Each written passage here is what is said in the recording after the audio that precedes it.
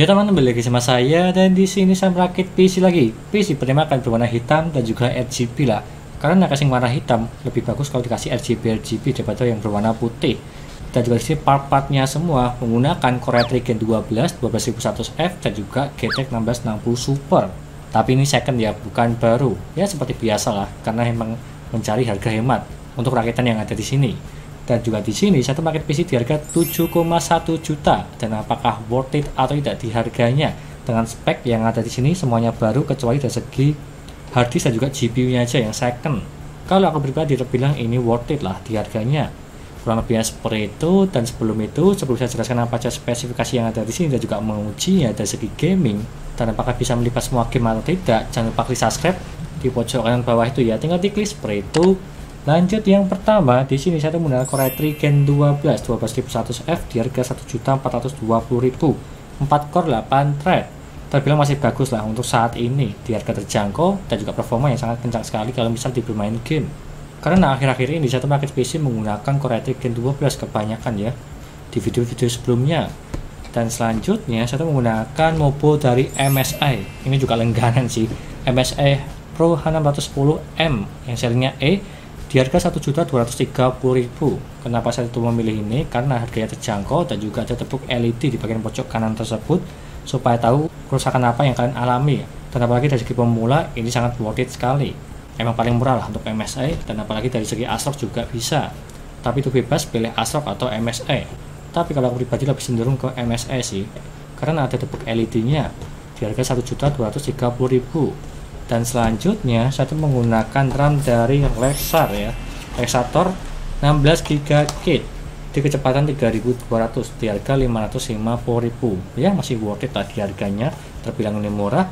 Dan juga tampakannya yang ada di sini berwarna hitam ke silveran sedikit lah untuk ini.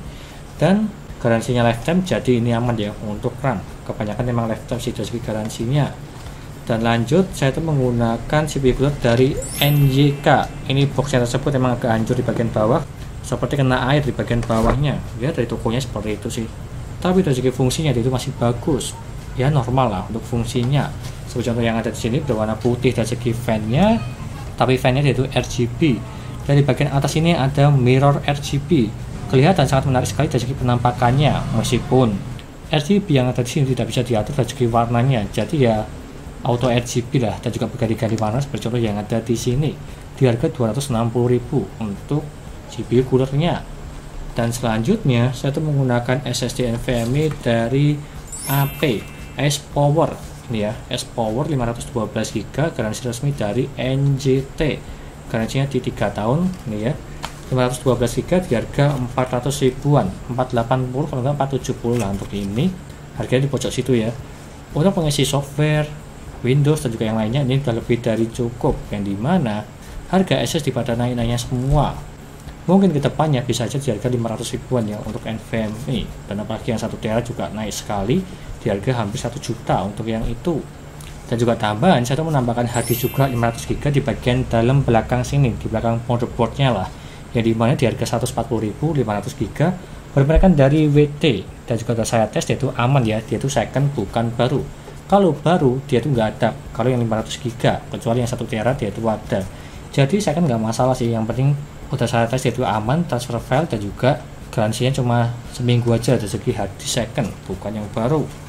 Dan selanjutnya saya menggunakan ini GPU dari GTX 1660 Super Inno 3D untuk mereknya, ya dimana dia itu dual fan dan juga membutuhkan 8 pin power seperti contoh yang ada di sini berwarna hitam, meskipun belum ada backplate-nya. Dan juga garansi yang ada di sini dia itu masih sampai di bulan 6 tahun 2024, jadi masih lumayan lah, sekitar 5-6 bulan dari segi garansinya, meskipun ini second, bisa dibilang bekas mining sih.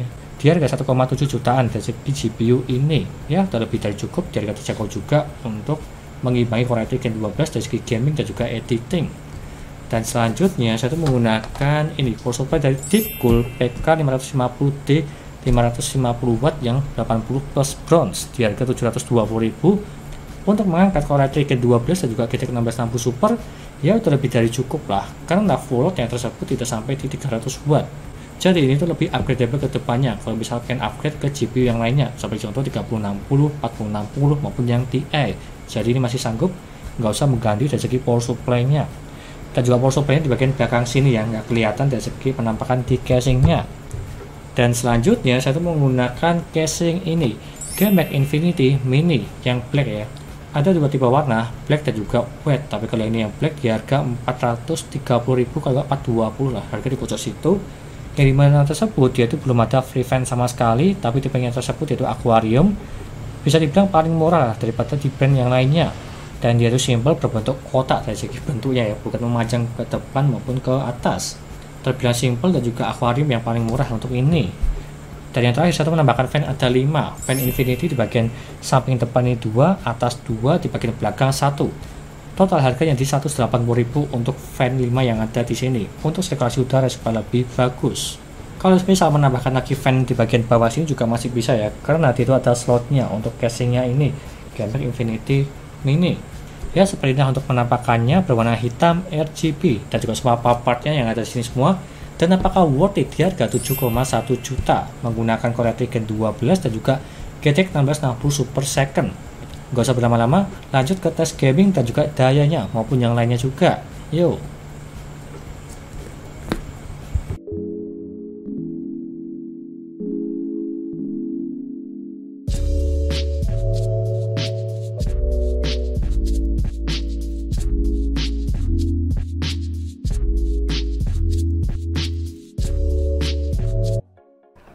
Lanjut yang pertama, dari segi HD Sentinel menggunakan SSD NVMe S-Power N1.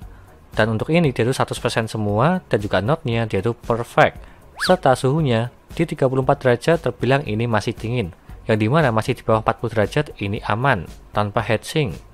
Dan lanjut ke harddisknya juga sama, 100% semua dan juga node-nya dia itu perfect. Serta suhunya di 30 derajat terbilang ini juga dingin menggunakan harddisk second. Lanjut ke Crystal Disk Mark untuk mengecek kecepatan dari segi SSD NVMe S-Power N1. Untuk yang ini membacanya mendapatkan di 2538 dan juga menulisnya di 1844. Dan kalau kita bandingkan yang ada di website dia tuh up to-nya 3400/3100. Dan kalau kita bandingkan dia tuh kurang semua dari segi membaca maupun menulisnya. Tapi nggak masalah sih, yang penting membacanya di atas 2000-an udah terbilang cukup bagus daripada di bawah 2000. Lanjut ke HW monitor menggunakan NJK Dark Shadow F11 untuk menginginkan Core Gen 12 untuk minimal yang mendapatkan di 31 derajat dan juga maksimalnya di 64 derajat. Untuk minimalnya cuma dimajak di desktop tidak ngapa-ngapain di 31 derajat terbilang ini dingin. Dan juga maksimal yang ini saya tes di Geekbench dan dia mentok paling tinggi di 64 derajat juga dingin lah. Yang penting masih di bawah 80 derajat.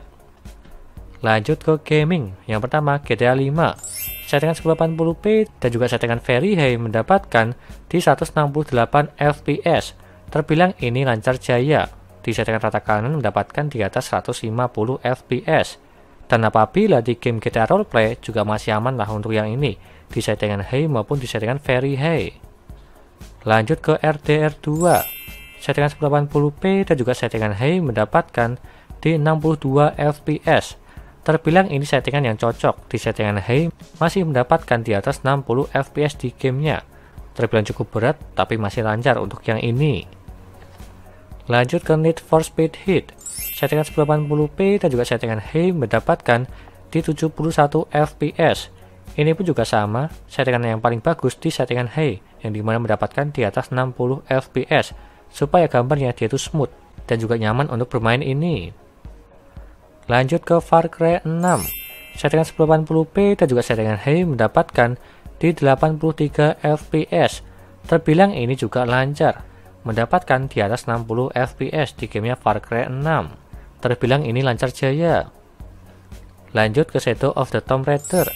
Settingan 1080p dan juga settingan high mendapatkan di 94 fps.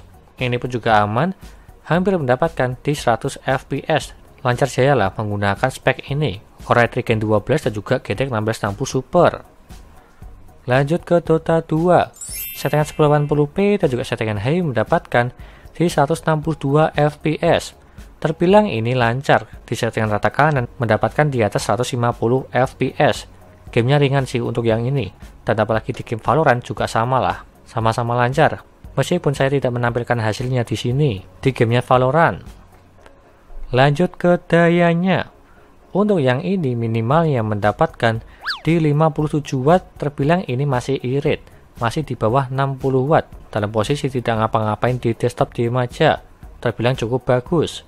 Dan juga maksimal yang mendapatkan di 242 watt, dalam posisi saya tes di gaming dan dia mentok paling tinggi di 242 watt, ya masih cukup lah, tidak terlalu boros-boros banget, yang dimana rata-ratanya di 220 sampai di 230. Kalau yang ini cuma menyentuh di satu kali aja di 242 watt. Dan apalagi menggunakan power supply 550 watt, udah lebih dari cukup menggunakan ini. Lanjut ke kesimpulannya. Di harga 7 jutaan atau lebih tepatnya di 7,1 juta mendapatkan Core i3 Gen 12 dan juga GTX 1660 Super, terbilang ini rekomen, yang dimana dari segi performanya, meskipun menggunakan GPU second ya, tapi ini opsi kalian bebas pilih second atau baru. Kalau semisal barunya di harga segini, aku juga bingung sih mendapatkan apa ya, yang dimana GTX 1650 aja di 2 jutaan, tapi kalau yang ini 1660 Super di 1,7 second, tapi performanya lebih bagus jauh, tapi bebas sesuai pilihan kalian. Dan juga tampilannya menggunakan tipe aquarium, yang terbilang murah lah dari segi casing dan juga beberapa part-partnya. Untuk menghemat budget dan juga tampilannya RGB seperti contoh yang ada di sini. Kurang lebihnya seperti itu, dan semua listnya ada di sini, dan juga semua linknya ada di deskripsi. Silahkan beli aja jika kalian berminat untuk part-partnya yang ada di sini semua. Menggunakan Core i3 Gen 12 dan juga GTX 1660 Super. Kurang lebihnya seperti itu. Sekian dari saya, jangan lupa like dan subscribe.